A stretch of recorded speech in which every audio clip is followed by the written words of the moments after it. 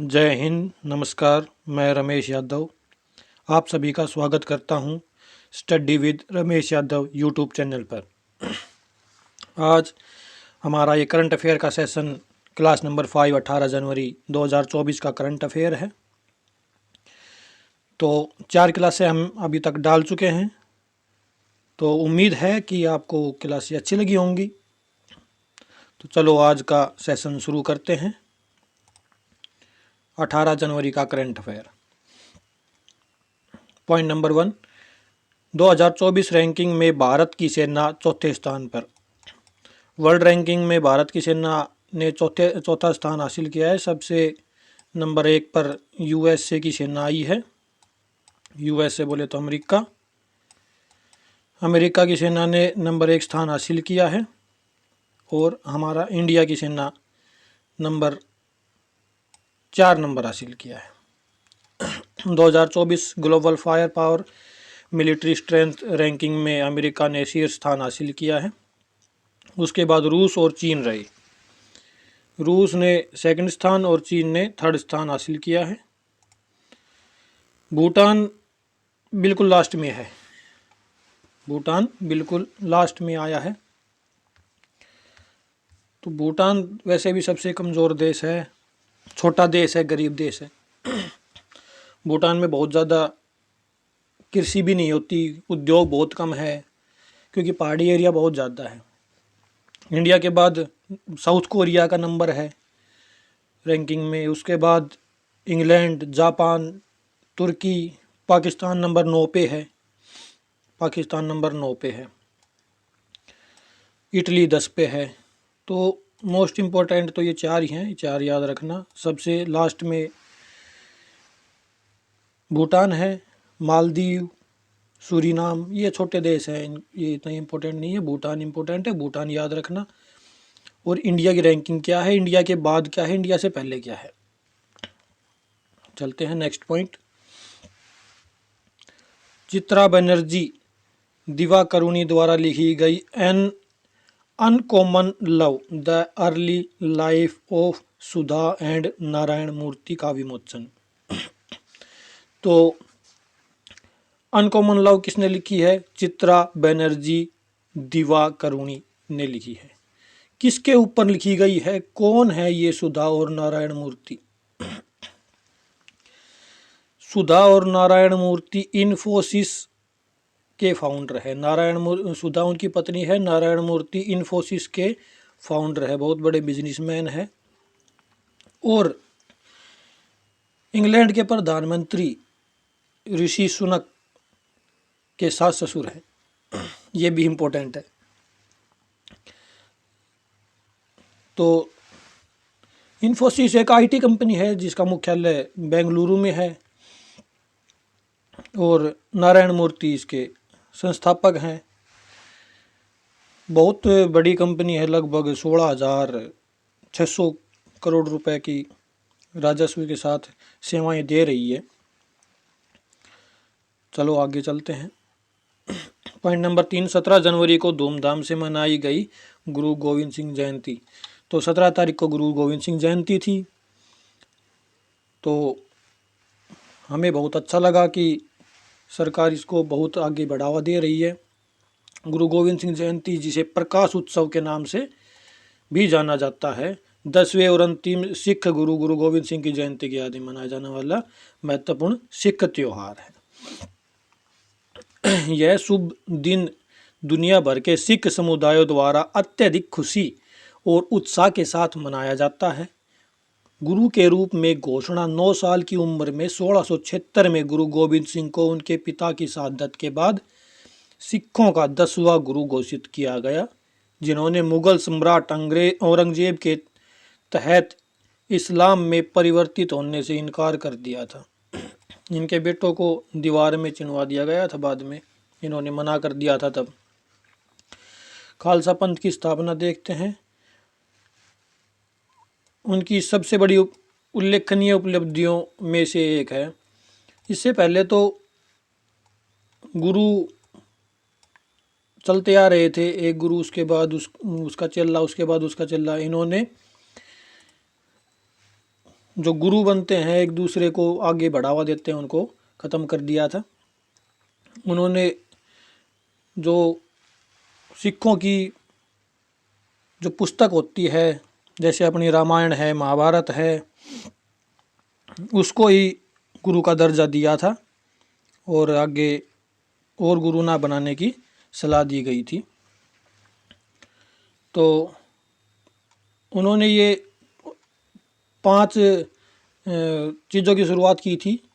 Case, कंघा, किरपाण, कच्छा और कारा, स्टील का कंगन, जो खालसा के आदर्शों का प्रतीक है। अंतिम घोषणा 1708 में उनके निधन से पहले उन्होंने पवित्र सिख धर्म ग्रंथ गुरु ग्रंथ साहिब को शाश्वत गुरु घोषित किया था। उन्होंने इसको भी गुरु घोषित कर दिया था कि भाई आज के बाद कोई गुरु नहीं बनेगा, ये ही किताब ही गुरु होगी। तो सिख धर्म की स्थापना के बारे में जान लेते हैं। सिख धर्म की स्थापना गुरु नानक देव द्वारा की गई थी। 1699 में इसकी स्थापना की गई थी और गुरु अंगद देव, उसके बाद गुरु अमरदास, गुरु रामदास, गुरु अर्जुन देव, तो 10 गुरु हुए। तो पहले गुरु याद रखना गुरु नानक देव, अंतिम गुरु याद रखना गुरु गोविंद सिंह। गुरु नानक देव का जन्म 1469 को ननकाना साहिब में हुआ था और गुरु गोविंद सिंह की मृत्यु 1708। तो ये इन गुरुओं का इतना जीवन काल रहा है। आगे देखते हैं।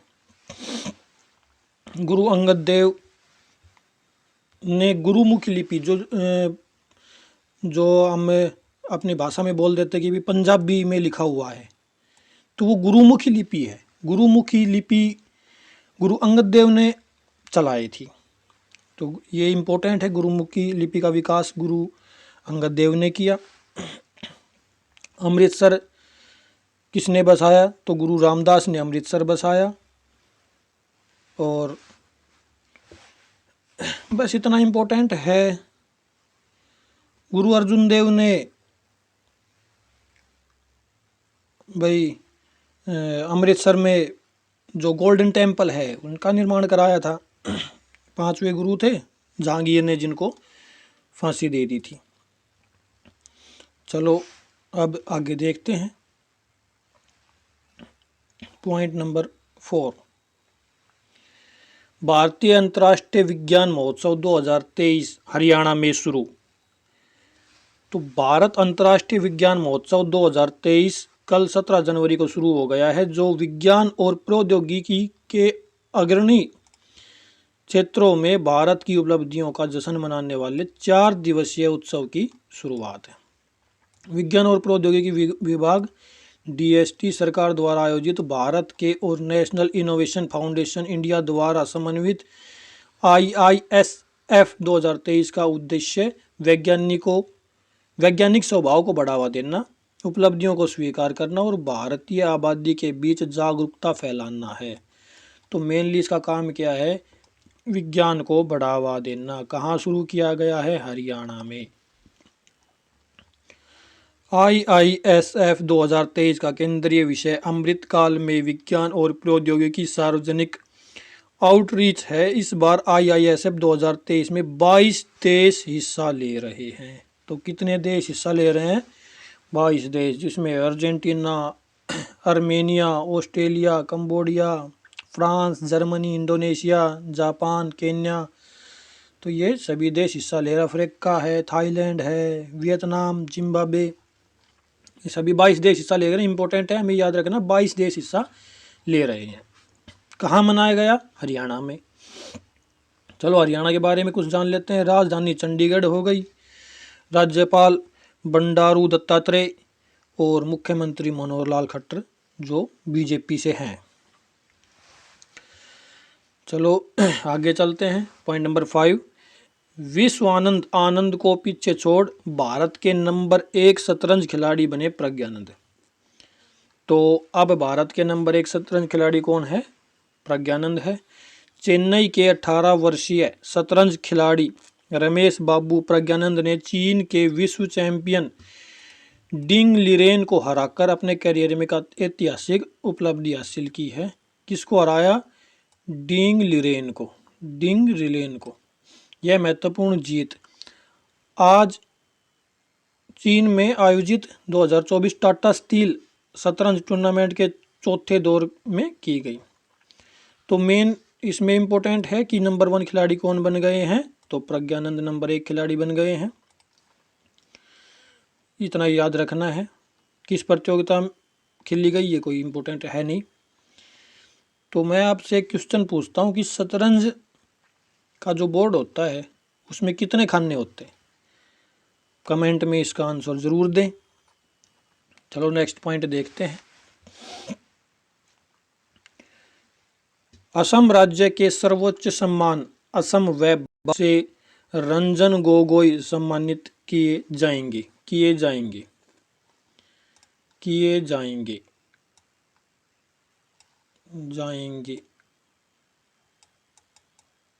भाई थोड़ा सा इसमें टाइपिंग में मिस्टेक होगी। चलो आगे देखते हैं।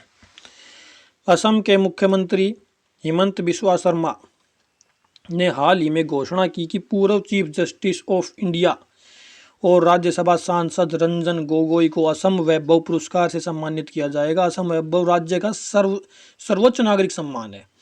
CJI chief justice of India Ranjan Gogoi की अध्यक्षता वाली 5 जजों की बेंच ने साल 2019 में अयोध्या राम मंदिर पर अहम निर्णय दिया था। बहुत ही इम्पोर्टेंट है कि उस बेंच की अध्यक्षता कौन कर रहे थे? रंजन गोगोई कर रहे थे। कौन सा पुरस्कार दिया जा रहा है? असम वैभव पुरस्कार दिया जा रहा है। रंजन गोगोई कौन थे? तो भारत के सीजेआई थे, चीफ जस्टिस ऑफ इंडिया थे। असम के बारे में थोड़ा जान लेते हैं। पूर्व का राज्य है, राजधानी दिसपुर है, सबसे बड़ा शहर गुवाहाटी है, राज्यपाल जगदीश मुखी, मुख्यमंत्री हेमंत बिस्वा शर्मा बीजेपी से हैं। राज्यसभा की 7 सीटें हैं, लोकसभा की 14 सीटें हैं। उच्च न्यायालय गुवाहाटी उच्च न्यायालय। तो आगे देखते हैं। पॉइंट नंबर 7, शांति के लिए एशियाई बौद्ध सम्मेलन की 12वीं महासभा का आयोजन नई दिल्ली में किया जा रहा है। तो उपराष्ट्रपति अपने जगदीप धनखड़ जी हैं, ने शांति के लिए एशियाई बौद्ध सम्मेलन की 12वीं महासभा का उद्घाटन नई दिल्ली में किया। इस 2 दिवसीय 12वीं महासभा का उद्घाटन 17 जनवरी को किया गया। खम्बो लामा समागिन गोम्बोजो के अनुरोध पर साल 1969 में इसकी शुरुआत की गई थी। तो ये तो इतना इम्पोर्टेंट है नहीं, लेकिन कहाँ हो रहा है? दिल्ली में हो रहा है, ये याद रखना। किसने उद्घाटन किया? अपने उपराष्ट्रपति जगदीप धनखड़ ने। उपराष्ट्रपति राज्यसभा के अध्यक्ष भी होते हैं, राज्यसभा स्पीकर होते हैं। तो बौद्ध धर्म के बारे में कुछ जान लेते हैं। बौद्ध धर्म एक प्राचीन भारतीय धर्म है। बताया जाता है कि 2600 वर्ष पहले इसकी स्थापना भगवान बुद्ध ने की थी। यह दक्षिण और दक्षिण पूर्वी एशियाई देशों के महत्वपूर्ण धर्मों में से एक है। धर्म लगभग 563 ईसा पूर्व में शुरू हुआ, जो सिद्धार्थ गौतम की शिक्षाओं, जीवन के अनुभवों पर आधारित है। तो भाई बौद्ध धर्म तो बहुत पहले शुरू हुआ था, लगभग 2600 साल पहले बताया गया है। 563 ईसा पूर्व में बताया गया इसको शुरू किया गया। लेकिन कुछ किताब में कुछ लिखा हुआ आता है, कुछ में कुछ लिखा हुआ आता है, इसका कन्फर्म है नहीं। तो इसके बारे में कुछ जानते हैं कि भाई क्या है ये। तो भारत में इसका उद्घाटन किया गया है क्योंकि नरेंद्र मोदी ने एक बात कही थी कि हमें उस राष्ट्र पर गर्व है जिसने विश्व को बुद्ध दिया है, न कि युद्ध। तो शांति के लिए ये सम्मेलन किया जाता है क्योंकि बुद्ध ने हमेशा शांति की ही बात कही थी। तो दुनिया का चौथा सबसे बड़ा धर्म बौद्ध धर्म है और बौद्ध धर्म महात्मा बुद्ध के बारे में कुछ जान लेते हैं। तो महात्मा बुद्ध, नेपाल में उनका जन्म हुआ था, शाक्यों की राजधानी कपिलवस्तु में। और बाकी आप हिस्ट्री में इसके बारे में, बौद्ध धर्म के बारे में पढ़ सकते हैं। अच्छा, अब आगे चलते हैं। पॉइंट नंबर 8, उत्तर प्रदेश सरकार सरयू नदी में चलाएगी सोलर संचालित नाव। तो भारत की पहली सोलर संचालित नाव चलाएगी यूपी सरकार। अयोध्या को सीएम योगी आदित्यनाथ की सरकार मॉडल सिटी में परिवर्तित करने की कोशिश के तहत देश में पहली बार सोलर पावर इनबिल्ट ई बोट को सरयू में उतारा जा रहा है। तो किस नदी में चलेगी भारत की पहली सोलर संचालित नाव? सरयू नदी में चलेगी। अयोध्या को मॉडल सिटी बनाने के लिए ये पहल शुरू की गई है। किसके द्वारा? यूपी सरकार के द्वारा, जिसका उद्घाटन 22 जनवरी को भगवान राम की प्राण प्रतिष्ठा के पहले किया जाएगा। वही आने वाले दिनों में ऐसी दूसरी सोलर नावों पर भी काम किया जाएगा। तो इम्पोर्टेंट यही है बस, कौन सी सरकार चला रही है, कहाँ चला रही है भारत की पहली सोलर नाव। चलो यूपी के बारे में जान लेते हैं। उत्तर प्रदेश भारत का सबसे बड़ा जनसंख्या के आधार पर और क्षेत्रफल की दृष्टि से चौथे स्थान पर है। लखनऊ प्रदेश की प्रशासनिक व विधायिक राजधानी है। लखनऊ को कहते हैं नवाबों का शहर, नवाबों का शहर लखनऊ। और प्रयागराज न्यायिक राजधानी। मैंने एक वीडियो में पूछा था कि प्रयागराज न्यायिक राजधानी क्यों है, तो मैं उसका आंसर बता देता हूँ। क्योंकि जो यूपी का हाई कोर्ट है वो प्रयागराज में है। इलाहाबाद हाई कोर्ट जो जिसको बोलते हैं वो प्रयागराज में, अब उसका नाम प्रयागराज हाई कोर्ट हो गया, इसलिए उसको न्यायिक राजधानी बोलते हैं। राज्यपाल आनंदीबेन पटेल, मुख्यमंत्री योगी आदित्यनाथ बीजेपी से हैं। द्विसदनीय सदनीय सरकार है। राज्यसभा की 31 सीटें, लोकसभा की 80 सीटें। भारत में सबसे अधिक राज्यसभा और लोकसभा की सीटें यूपी में ही है। यूपी में एक अलीगढ़ भी है, अलीगढ़ डिस्ट्रिक्ट है, उसको तालों की नगरी कहते हैं लोग, तालों की नगरी। तो तालों की नगरी अलीगढ़, ये याद रखना। नवाबों का शहर, नवाबों का शहर लखनऊ, तालों की नगरी अलीगढ़। चलो आगे चलते हैं। पॉइंट नंबर 9, WEF और तेलंगाना सरकार ने हैदराबाद में C4IR की स्थापना के लिए सहयोग किया। तो WEF का मतलब क्या है?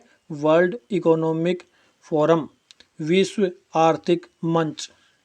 चलो इसमें देखते हैं। विश्व आर्थिक मंच और तेलंगाना सरकार द्वारा संयुक्त रूप से हैदराबाद में WEF